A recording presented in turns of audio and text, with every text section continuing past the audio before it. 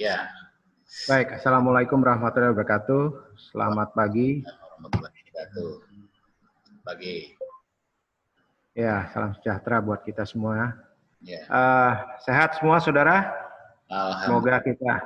Alhamdulillah, semoga kita semua sehat. Ya. Karena saudara semua di mute supaya tidak bentrok audio. Ini KWU 3, sebagaimana yang minggu lalu saya sempat sampaikan mengenai ide bisnis. Jadi ide bisnis ini dibuat simple saja, saya tidak forcing untuk membuat isi daripada proposal ide bisnis, belum nanti. Hanya saya ingin mendorong daya pikir, daya eksplorasi saudara semua, selagi sebagai mahasiswa itu the golden years, tahun-tahun keemasan saudara untuk belajar menjadi pebisnis. Saya berdoa, berharap ilmu KWU ini tidak hanya theoretical mendapatkan nilai. Saya bisa skip, kita tim dosen bisa skip tes UTS jika UAS jika ada mahasiswa yang memang bisa menunjukkan bahwa dia sudah terjun ke bisnis. Nggak ada perlunya UTS, UAS kalau memang mahasiswa sudah benar-benar bisa merintis bisnis. Karena untuk zaman sekarang dan ke depan kita namanya jangan terlalu sure, yakin kita nanti ada profesi pekerjaan, karena dunia semakin dinamikanya semakin luar biasa cepat sekali. Lapangan pekerjaan juga menjadi tantangan, ada yang memang sudah nanti di-delete, tidak ada lagi profesi tertentu, ya. Misalnya diprediksi kasir di bank, customer service, waitress di restoran, waitress itu pelayan, digantikan semua dengan robot, kasir di restoran diganti semua self-service. Di supermarket saja, di dunia barat, contoh di Australia, itu sudah terjadi melayani sendiri, sampai bayar sendiri, pakai mesin, tidak perlu didampingi orang siapapun, tenaga kerja berkurang. Nah, kesempatan di UCIC mendapatkan KWU, itu saya berharap tidak hanya sebagai theoretical mendapatkan nilai. Nggak ada artinya nilai jika kita nanti menjadi susah hidupnya. Jadi saya justru terbeban supaya saudara itu mulai ada berpikir untuk terjun bisnis. Salah satunya adalah memikirkan idenya dulu. Tidak apa-apa sambil jalan. Nah, ide itu muncul, nanti pagi ini saya akan jelaskan bagaimana memunculkan ide. Ya. Nah, kita langsung saja ke PowerPoint-nya, Pak Sudadi. Ya, siap.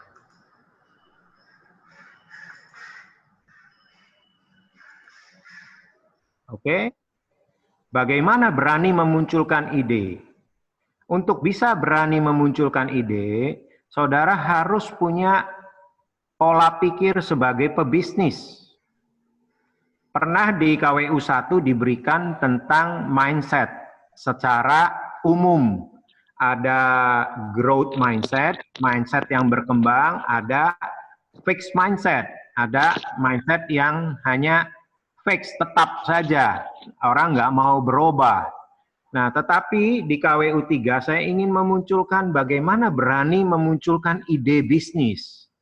Ya, yang pertama adalah saudara harus mulai menyediakan waktu untuk mempunyai pola pikir sebagai pebisnis.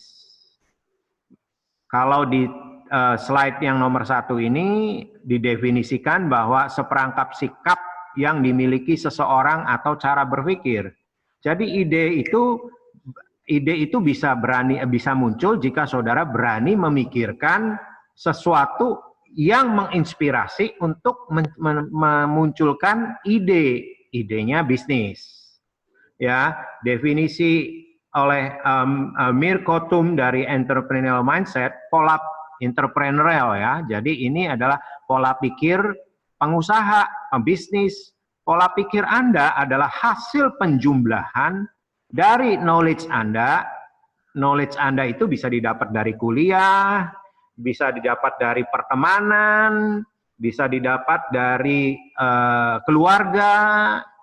Misalnya keluarga dulunya pernah kakek nenek punya menjalankan bisnis apa atau belum menjalankan bisnis, oh punya suatu kebiasaan di keluarganya itu membuat bolu cake.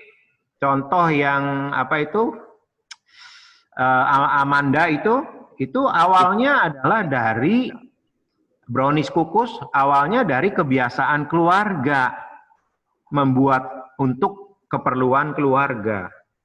Tetapi karena ada salah satu anggota keluarga yang memiliki pola pikir sebagai pebisnis, dimunculkanlah, diberanikan ide itu, kebiasaan di keluarga itu dijadikan ide untuk bisnis.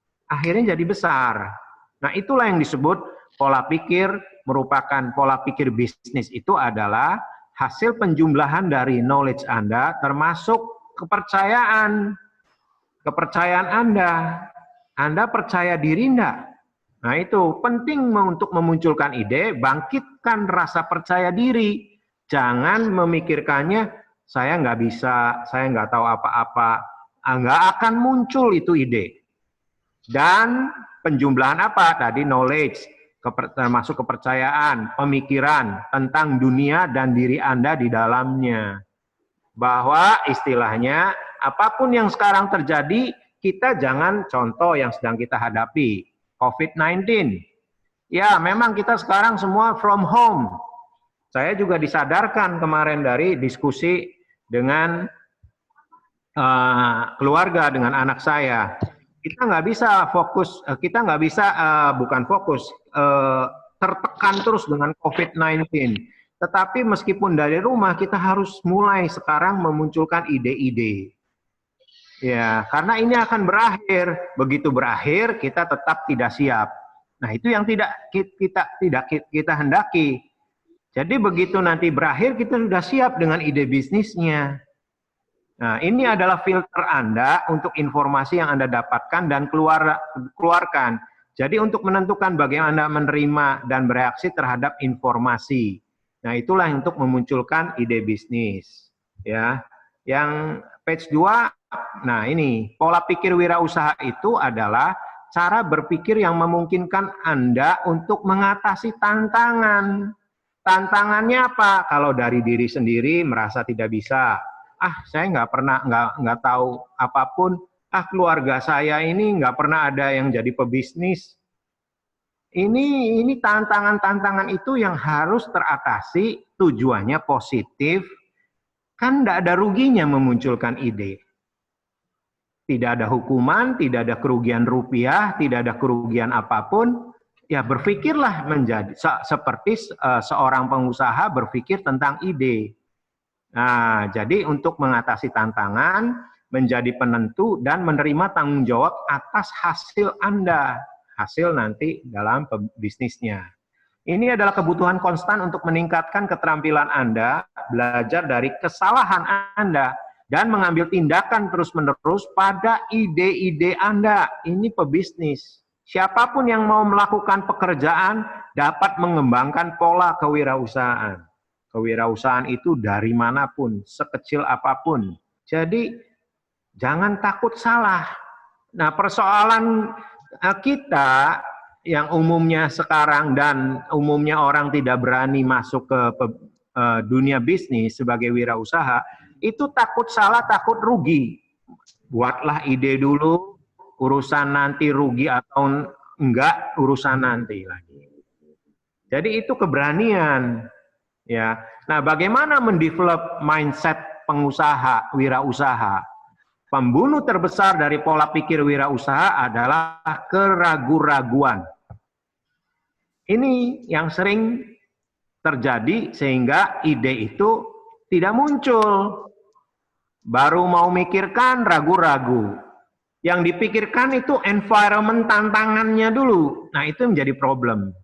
Yang dipikirkan itu persoalannya dulu, problemnya. Ah, saya nggak punya ini, saya ini tidak ada pebisnis di keluarga saya nggak punya talenta apapun. Itu yang menjadi muncul keraguan-raguan, dan itulah pembunuh terbesar dari pola pikir wirausaha. Keraguan dalam diri kita, keraguan diri membunuh banyak mimpi jauh sebelum faktor-faktor eksternal dapat berperan. Padahal begitu ide itu, maksudnya faktor eksternal itu berperan, padahal begitu ide bisnis itu muncul, and then didiskusikan dengan kawan, atau misalnya lihat ide bisnisnya itu ternyata bagus, ternyata dilirik oleh investor, who knows, siapa tahu. Nah, itu kan namanya, ya kita coba, namanya hidup juga keberuntungan, itu kita harus menciptakan keberuntungan. Kalau kita diam saja, tidak memikirkan ide, memunculkan ide, bagaimana keberuntungan itu bisa bertambah dalam diri kita. Nah, untuk memperbesar peluang terjadinya penambahan keberuntungan luck dalam hidup kita, maka munculkanlah berani ide-ide. Ya, nah itu memunculkan ide. Pengusaha sukses memiliki pola pikir yang terfokus. Fokus saja memunculkan adanya ide, bukan fokus kepada problem di sekitar Anda. Kalau Anda pikirannya problem, tidak akan muncul ide-ide itu. Kemudian yang kedua, kalau pengusaha itu lihat peluang pasti terprogram. Haus akan peluang. Nah, jadi jangan kita, bukan fisiknya, yang sekarang from home semua, tapi daya pikir kita itu jangan diam. Nah, kalau pengusaha itu begitu, meskipun di rumah berpikir terus, peluangnya apa nih kita bikin? Bisa nggak kita bisnis dari rumah? Tidak sekarang, nggak apa-apa. Tapi kita munculkan ide. Ide ini yang nanti kita bisa kembangkan. Lah, apakah kemudian dengan persoalan COVID-19 itu terus kita akan diam seumur hidup di rumah? Tidak juga. Sama aja kalau pendapat saya itu seperti pasar. Kalau saudara tahu di Cirebon pasar Kanoman, itu bukanya jam berapa? Atau pasar di mana saja. Ada yang bukanya subuh jam 2. Tutupnya jam berapa? Pasti ada tutupnya di hari itu. Kalau pasar Kanoman saya ilustrasi buka mungkin pagi-pagi. Jam 5, jam 6 sudah mereka siap-siap. Kemudian tutup ya nanti siang. Jam-jam segini sudah pada kosong, sudah mulai susah nyari sayur-sayuran, contoh. Jadi problem yang ada dari kita tidak tahu sebagai pembawa, carrier. Kelihatannya sehat tapi carrier, makanya kita from home semua.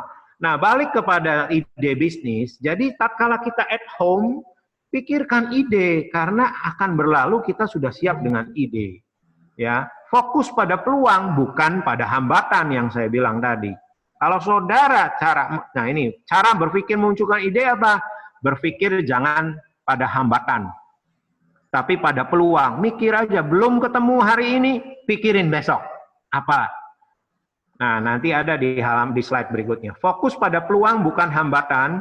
Itu ketika kesempatan mengetuk pintu Anda, selalu bersedia mengambil kesempatan. Tapi kalau mikirnya hambatan, tatkala ada orang yang mengetuk pintu kesempatan, maka kesempatan itu hilang. Itu loh yang dimaksud. Ya, karena kesediaan mengambil kesempatan itu Anda tidak pernah tahu seberapa sempurna sesuatu bisa berubah. Kemudian pengusaha yang berhasil itu membuat keputusan yang cepat. Kalau bisa cepat, ngapain diperlambat? Apalagi wirausaha, semakin cepat semakin bagus. Tidak menunggu-nunggu. Ya. Nah, saya kasih ilustrasi. Makanya kalau makan siang sama sesama teman, misalnya di mana milih menunya terlalu lama. Nah, itu contoh. Latihlah milih menu itu cepat. Itu melatih membuat keputusan yang cepat. Itu contoh. Ya. Dalam bisnis keputusan yang benar menjadi salah ketika diambil terlambat. Nah itu. Keputusannya benar, sebetulnya benar, tetapi salah, sudah telat, sudah terlambat, sudah momentumnya hilang.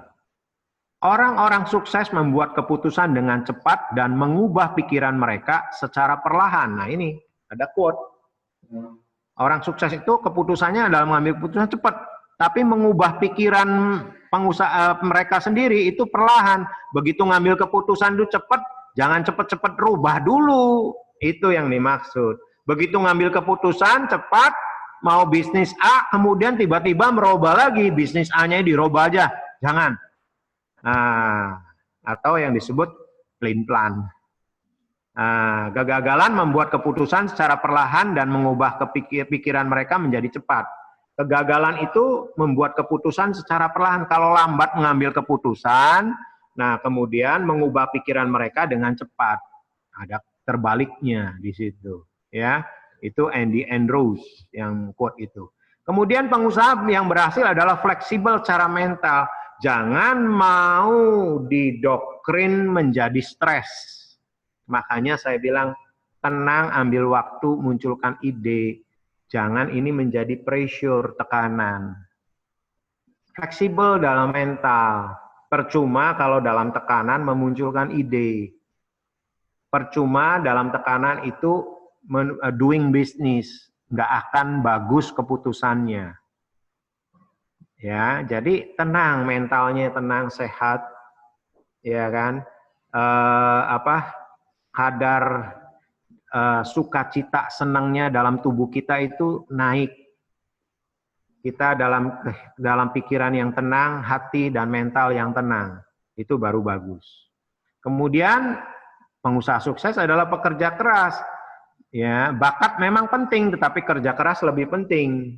Kerja keras mengalahkan bakat ketika bakat tidak bekerja keras. Nah ini bagus sekali. Saya tahu ini era 4.0. Pak, bukannya sekarang itu kita kerja santai bisa menghasilkan duit dari rumah. Betul, tidak ditolak argumen itu. Tapi nanti setelah Anda mulai terlebih dahulu dan pada level tertentu, awalnya harus bekerja keras memunculkan ide, menjalankan ide. Setelah bisnisnya jalan, and then bisnisnya itu mengerjakan mencari duit sendiri, Anda stay at home dengan digital, dengan aplikasi, itu baru yang namanya tidak perlu terlalu kerja keras. Tetapi apakah akan berhenti? Pasti mental pengusaha yang tadi, kalau melihat peluang itu, haus. Sehingga sukses di satu, akan muncul peluang yang kedua. Jadi kerja keras itu mengalahkan bakat. Kalau orang punya bakat hebat, pinter bikin coding, bikin apps, tapi diem terus tidak bekerja, ya percuma, nggak dipakai. Ya, jadi kerja keras mengalahkan bakat tatkala bakat tidak bekerja. Ya, jadi ini quote. Ya, hidup adalah manifestasi dari mana Anda mengarahkan energi Anda. Jika Anda malas dan tidak fokus, Anda akan mendapatkan hasil yang malas dan tidak fokus. Pengusaha yang sukses memahami bahwa kerja keras menambah dan menginvestasikan waktu dan upaya untuk yang diperlukan untuk berhasil. Sudah lazim untuk menemukan bahwa beberapa pengusaha paling sukses tidak unggul di sekolah atau perguruan tinggi. Santai saja. Saudara semua dalam pemikiran yang disebut, oh saya nanti disebut malas. Tidak. Ya. Jadi yang penting fokus, jangan fokus kepada problem. Ya. Oke, ini nanti dipelajari lagi. Nah, yang berikutnya pengusaha yang sukses selalu optimis, selalu berpikir positif. Nah, di situ jangan bicaranya hal negatif. Nah, itu akan bicaranya mundur dan tidak pernah bisa muncul ide kalau Anda punya negative thinking terus. Ya. Nah ini, Mark mengatakan jika Anda berpikir menyederhanakan hidup Anda berarti menghasilkan lebih sedikit uang dan seterusnya nanti Anda pelajari. Nah, yang lebih sederhana untuk berani memunculkan ide, ya tadi yang tadi saya sebutkan, ingat bahwa peluang itu sangat penting. Kerja keras dan lain sebagainya, dan obrolan bersama teman. Ide juga bisa lahir tatkala obrolan bersama teman. saat santai berkunjung ke suatu tempat yang bisa menjadi inspirasi sehingga memunculkan ide bisnis. Jangan takut copy paste, tapi jangan menyalahi hukum. Pada saat Anda pergi ke suatu tempat, misalnya, lagi snacking, lagi makan snack dengan teman, minum kopi. Sebenarnya ini jenis makanannya saya tuh bisa bikin. Di keluarga saya bisa. Kenapa saya juga tidak membuat seperti ini? Itu tidak salah, tidak dosa. Nah, itu menjadi suatu inspirasi. Tapi kemampuan membuat snack dan lain kopinya dan sebagainya adalah kemampuan dari diri sendiri atau pertemanan. Tatkala ngobrol temannya itu, saya ini bisa bikin kopi yang lebih enak dari ini, ya enggak apa-apa. Itu copy paste, pengertiannya adalah ide bisnis bikin coffee shop. Tapi mengenai ingredient apa di dalam kopinya kan kita tidak menjiplak. Seperti itu loh. Ya. Jadi itu yang saya ingin bagikan pagi hari ini supaya tidak terlalu lama. Saya berharap saudara bisa memunculkan ide, mulai pakai WA, ngobrol-ngobrol ide sesama teman. Nah, kemudian ini kan masih stay at home semua, saudara. Saya ada ide lagi untuk saudara. Saya hanya ingin membantu supaya mahasiswa-mahasiswi UCIC itu punya kemampuan minimal daya nalar untuk berbisnis. Semoga ini nanti tatkala saudara lulus atau saudara nanti sudah berkeluarga, saudara jangan telat menyadari, iya saya itu telat untuk berbisnis. Coba dari sekarang nggak ada ruginya, munculkan ide. Nah, saya ingin sambil Anda memunculkan ide, nggak perlu berat-berat, munculkan ide. Kalau belum hari ini nggak apa-apa, saya toleransi. Karena perlu ngobrol, ide apapun, sekecil apapun. Kemudian kalau misalnya ada mahasiswa IT, ya kalau yang namanya jualan jangan putus asa, itu semuanya pakai apps hebat-hebat.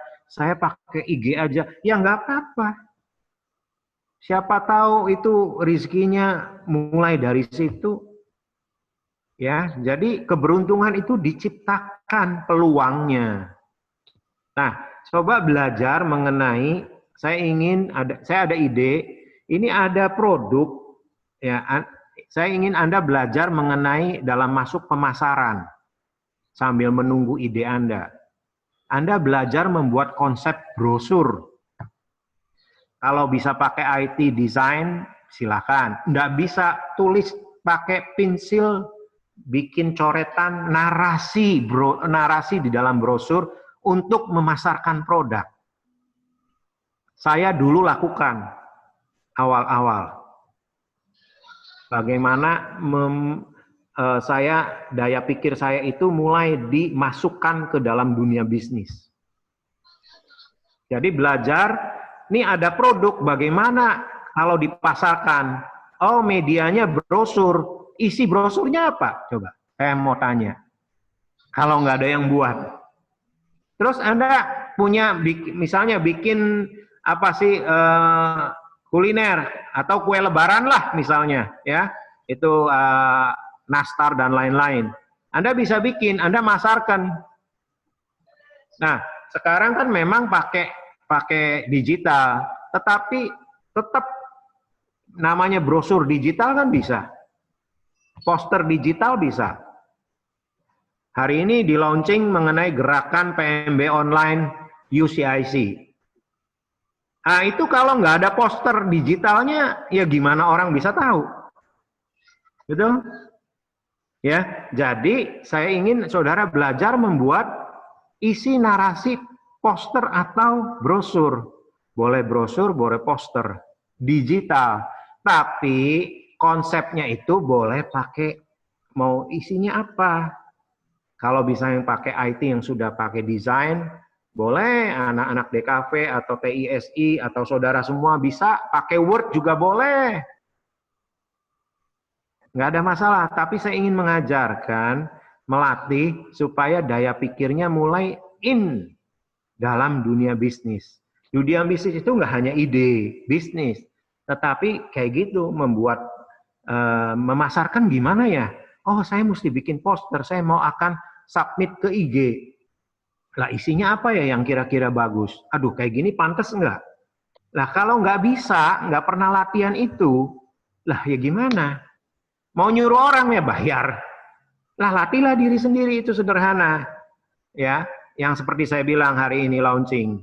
Ya Pak Amroni, WA ke saya, adakan rapat tentang PMB. Saya bilang bikin gerakan PMB online karena semua stay at home.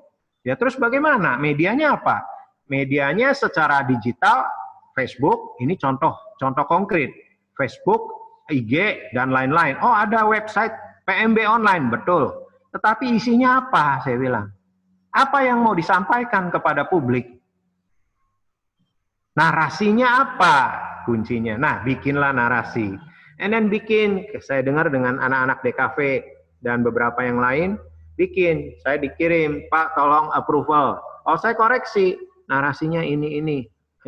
Itu membuat poster digital atau brosur digital, ya atau brosur lah dan poster, nanti medianya digital, itu harus tepat narasinya. Kemudian struktur penempatan antara gambar dan logo dan lain sebagainya itu harus ada satu intuisi feeling yang tepat supaya poster itu atau brosurnya enak dibaca, enak dikunjungi. Semakin banyak dikunjungi, semakin bagus. Soal nanti beli atau tidak urusan nanti. Tetapi prinsip bisnis, bagaimana orang bisa mau beli jika tidak pernah tahu ada produk itu? Bagaimana orang bisa tahu ada produk itu jika tidak ada informasi yang nyampe ke dia? Bagaimana bisa nyampe kalau tidak ada media seperti postur, brosur yang disampaikan melalui digital? Itu loh. Ya, jadi buat dulu produknya. Saya punya ide ada anak-anak berkebutuhan khusus. Anak-anak berkebutuhan khusus itu anak-anak Down syndrome, kemudian saya sudah kirim email kepada Dadi, ada Gria Yayasan Harapanku, anak-anak Down syndrome, autism, itu membuat seperti ini.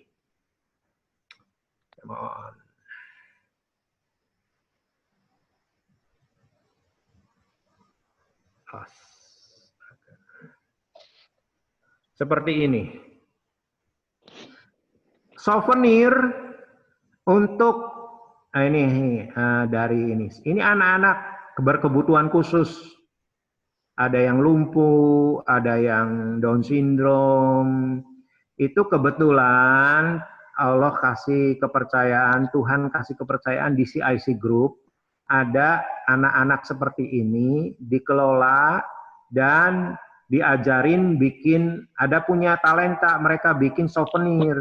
Ini dijualin, sering beberapa kali ikut di pameran Keraton Kesepuhan dengan Pak Sultan. Dijualin, berapa ribu perak ini.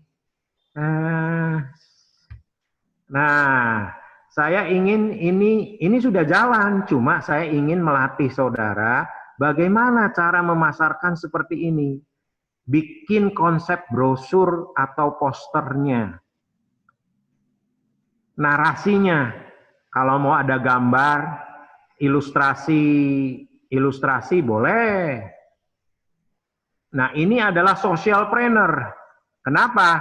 Karena ini adalah bisnis yang dijalankan oleh anak-anak berkebutuhan khusus yang mengandung aspek sosial. Nah, itu. Ya, Anda bisa lihat Gria Yayasan Harapanku di IG. Nah, bagaimana memasarkannya? Seperti itu. Ini saya sudah kirim, nanti contoh-contohnya saya kirim. Coba sambil bikin narasi, latihan narasi, membuat narasi.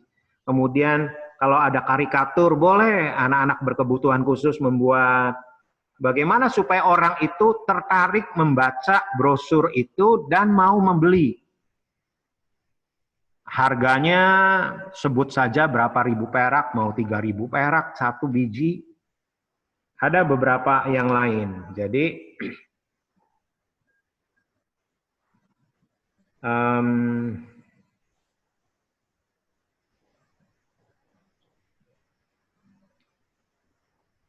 jadi seperti ini.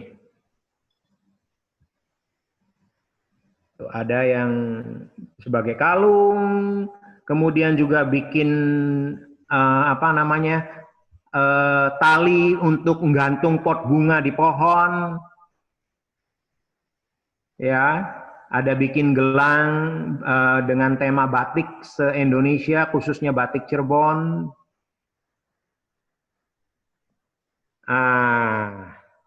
Coba, kalau toh bagus, ini juga bisa bermanfaat bagi anak-anak berkebutuhan khusus. Ibadah juga. Jadi nanti dibikin brosurnya, posternya, expose di IG ataupun Facebook. Tapi saya ingin supaya saudara belajar membuat brosur. Itu yang Bapak lakukan dari awal start membuat bisnis itu. Bikin sendiri, semua sendiri. Ya gimana harus bikin sendiri. Kalau nyuruh orang saya mesti bayar. Duitnya belum ada. Ya belajarlah bikin sendiri itu kalau bikin brosur. Seperti itu. Kata-katanya jangan terlalu banyak seperti cerita. Nah, itu akan ketahuan. Membuat narasi di spanduk dengan narasi poster itu berbeda. Nah, itu akan ditemukan pada saat Anda latihan sendiri nanti. Gak apa-apa. Salah-salah nggak apa-apa. Nah, itu tugas saja nggak apa-apa. Santai, mau pakai bolpen boleh, di screenshot atau pakai Word. Boleh. Ya, atau sudah jadi desain poster, it's much better. Itu lebih baik. Oke. Ya, ide bisnis munculkan saja nanti ide. Saya tidak mau lebih dalam lebih dari ide. Nanti kalau sudah ini beres, ide itu kita ada tatap muka, kita jalankan mana bikin presentasinya yang bagus. Kemudian kalau ada yang bagus bisa dijalanin, nggak usah ikut UAS deh, saya kasih A kalau itu bisa jalan bisnisnya. Mantap. Kalau bisa saya undang investor, ada festival wirausaha muda di UCIC, Anda menampilkan ide bisnis yang bagus, siapa tahu ada investor. Ya. Oke. Ya. Saya rasa itu, saudara-saudara, semangat, ya, semangat, tenang, dan mentalnya fleksibel. Jangan terlalu bikin maksa dan akhirnya stres. Tenang saja, hidup masih berjalan panjang. Semoga kita sehat semua, keluarga saudara semua, orang tua, semua sanak keluarga, kami doakan sehat selalu dan kita semua para dosen sehat dan biarlah semua berlalu wabah virus ini kita kembali normal karena ini menjadi tantangan buat kita semua. Tantangan khususnya Bapak, ya pegawai Bapak itu lebih dari 200 orang. Ya, jadi ini luar biasa. Semoga kita semua diberi kesehatan dan kekuatan. Amin. Terima kasih. Sukses selalu. Wassalamualaikum warahmatullahi wabarakatuh.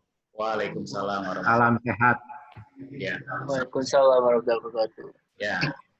Ya, oke, teman-teman. Jadi memanfaatkan waktu tinggal 3 menit kurang. Silahkan ide bisnisnya lanjutkan ya. Terus nanti saya buat link untuk tugas yang kedua itu tadi tentang membuat brosur ya. Ide bisnis itu Anda nggak perlu buat detailnya, nggak perlu buat proposalnya. Itu nanti terlalu detail. Cuma idenya apa, saya ingin tahu. Ya. Nanti kalau udah saya kirim ke Bapak. Oke. Ini saya rekap dulu. Sudah beberapa masuk. Oke. Iya, iya. Ya. Takes your time. Tenang saja. Ya. Ya. Oke, teman-teman, sudah saya screenshot. Paling tinggi tadi yang hadir 47. Ya, terima kasih atas nya. Kita ketemu lagi di insya Allah minggu depan. Dan dengan jangan lupa, jangan ragu, jangan takut untuk bertanya baik melalui Edmodo ataupun di WA Group. Ya. Oke, saya akhiri. Terima kasih. Assalamualaikum warahmatullahi wabarakatuh. Waalaikumsalam.